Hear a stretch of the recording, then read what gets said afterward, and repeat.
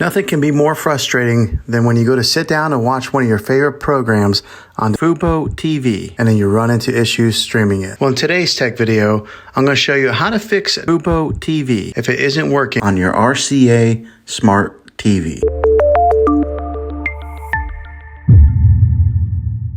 Let's see if we can fix your problems and get your FuboTV back up and running as quickly as possible. The first one, it's the easiest one to try, and that's to unplug your TV from the wall outlet and wait 60 seconds. Now don't be impatient here, wait the whole 60 seconds, then plug it back in. This is very different from turning your TV on and off with your remote control. This is what we call a hard reset of your TV, so make sure you do this method. If that doesn't work, then find your router that is giving you Wi-Fi and unplug the power to that for 60 seconds. Then plug it back in. If it fixes it, great. If not, let's go ahead and move on to the next method. Try deleting the FuboTV on your TV. Apps are located on your system and remove the app altogether. Then reinstall it again. After you reinstall it, you might have to log back in with all of your credentials, but hopefully this will work. And if that doesn't work, then I recommend buying an affordable Roku stick, Fire Stick, or Apple TV 4K.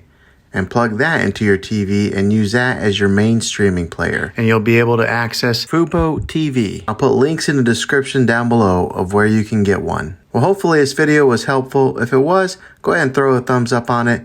Go ahead and subscribe to my channel. I make tech videos all the time, and I would love to have you back in the next one. Take care.